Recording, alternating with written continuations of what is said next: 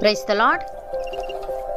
ఈరోజు దేవుని వాగ్దానము, సువార్త ప్రచురించువారు సువార్త వలన జీవింపవలనని ప్రభువు నియమించి ఉన్నాడు. కొరింథీయులకు రాసిన మొదటి పత్రిక 9వ అధ్యాయము 14వ వచనము. సహోదరి సహోదరులారా, అపోస్తలుడైన పౌలు కొరింథీయులకు వ్రాస్తూ ఈ మాట పలుకుతున్నాడు.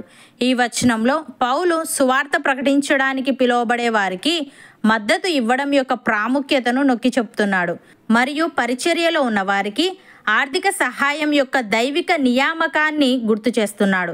ఇది సువార్తను ప్రకటించడానికి మరియు బోధించడానికి తమ జీవితాలను అంకితం చేసే వారి భౌతిక అవసరాలను పరిష్కరిస్తుంది. సంపూర్ణ సేవలో నిమగ్నమై ఉన్నవారు ఆర్థిక సహాయం గురించి ఆందోళన చెందవలసిన అవసరం లేదు. ఎందుకంటే అటువంటి ఆందోళన వారి ప్రాథమిక పిలుపైన సువార్త ప్రకటన నుండి వారిని దూరం చేస్తుంది. కాబట్టి సువార్తను ప్రకటించేవారు సువార్త వలన జీవించాలని దేవుడు నియమించాడు. బైబిల్లో సంఘము శరీరముతో పోల్చబడింది. సువార్త ప్రకటించడానికి పిలువబడే వారిని ఆ శరీరంలోని ముఖ్యమైన భాగాలుగా చూస్తారు. మరియు శరీరం దాని వివిధ భాగాల అవసరాలను తీర్చినట్లే సంఘము దాని సేవకుల భౌతిక అవసరాలను కూడా తీర్చాలి. ఈ విధానం క్రీస్తు శరీరంలో ఐక్యత మరియు పరస్పరం ఆధారపడటం అనే ఆలోచనను నొక్కి చెప్తుంది. పాత నిబంధనలో లేవీయులు మరియు యాజకులు పూర్తిగా దేవుని మందిర సేవలో ఉండేవారు. వారు పొలాలు లేదా ఆస్తులు కలిగి ఉండరు, ఎందుకంటే ప్రభువే వారి స్వాస్థ్యము. ప్రజలు తీసుకువచ్చే బలులు, అర్పణలు, కానుకల ద్వారా వారి అవసరాలు తీర్చబడేవి. అలాగే క్రొత్త నిబంధనలో అపోస్తలులు అన్ని పనులు మానేసి పూర్తిగా బోధన మరియు ప్రార్థనలో నిమగ్నమయ్యారు. ఆ సమయంలో ప్రజలు తమ ఆస్తులు విక్రయించి అపోస్తలులకు ఇచ్చి వారి అవసరాలను తీర్చేవారు. ఒక సేవకుడు తన సంఘం పరిధిలో పూర్తిగా పనిచేస్తుంటే అతడు కేవలం బోధనే కాదు, ప్రజలను పరామర్శించడం, ప్రార్థన చేయడం, సామాజిక సేవలు చేయడం కూడా చేస్తాడు. అతని అవసరాలను సంఘ సభ్యులు కానుకల ద్వారా తీర్చడం సహజమే. అపోస్తలుల కాలం నుండి ఇప్పటి వరకు ఇది దేవుని రాజ్యంలో అనుసరించబడుతున్న ఒక నియమం. భక్తుడు ఈ విధంగా అంటున్నాడు: ఆలయ కృత్యములు జరిగించువారు ఆలయము వలన జీవనము చేయుచున్నారనియు, బలిపీఠమునొద్ద కనిపెట్టుకొని ఉండువారు బలిపీఠముతో పాలివారై ఉన్నారనియు మీరెరుగరా? అలాగున సువార్త ప్రచురించువారు సువార్త వలన జీవింపవలనని ప్రభువు నియమించి ఉన్నాడు అని. ప్రియులారా, తమ మధ్య పరిచర్య చేసే క్రీస్తు సేవకులను తమ శక్తి మేరకు పోషించడం అన్ని క్రైస్తవ సంఘాలు, సమూహాల పరమధర్మం. అలా చేయని సంఘం ఏదైనా దేవునికి అవిధేయత చూపుచున్నది.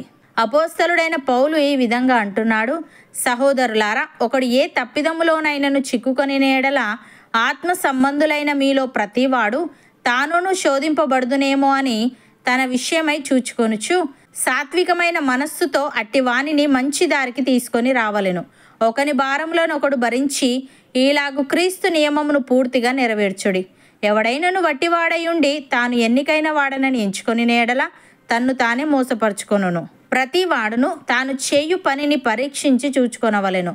అప్పుడు ఇతరుణ్ణి బట్టి కాక తనను బట్టియే అతనికి అతిశయము కలుగును. ప్రతి వాడును తన బరువు తానే భరించుకొనవలెను గదా.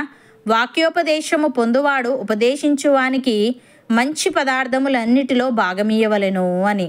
సహోదరి సహోదరులారా, ఎవడైనను తాను ప్రవక్తనని అయినను ఆత్మ సంబంధినని అయినను తలంచుకొని ఎడల నేను మీకు వ్రాయిచున్నవి ప్రభు యొక్క ఆజ్ఞలని అతడు దృఢముగా తెలుసుకొనవలెను.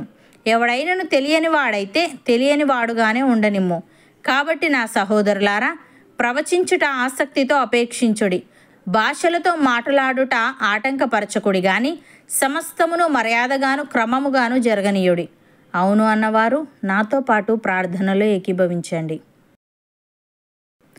పరిశుద్ధుడా, ప్రేమగల తండ్రి, సువార్త ప్రచురించువారు సువార్త వలన జీవింపవలనని నీవు నియమించి ఉన్నావని, నీ సేవకుల అవసరాలను సంఘ సభ్యులు కానుకల ద్వారా తీర్చడం సహజమేనని, ఇది నీ రాజ్యంలో అనుసరించబడుతున్న ఒక నియమమని తెలియజేశావు. తండ్రి, నీకు స్తుతులు.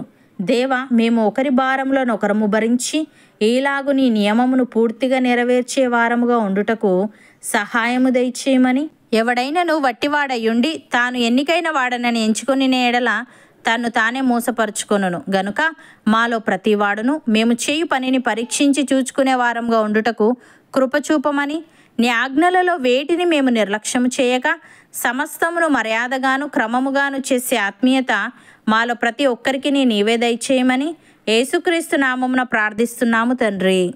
ఆమెన్.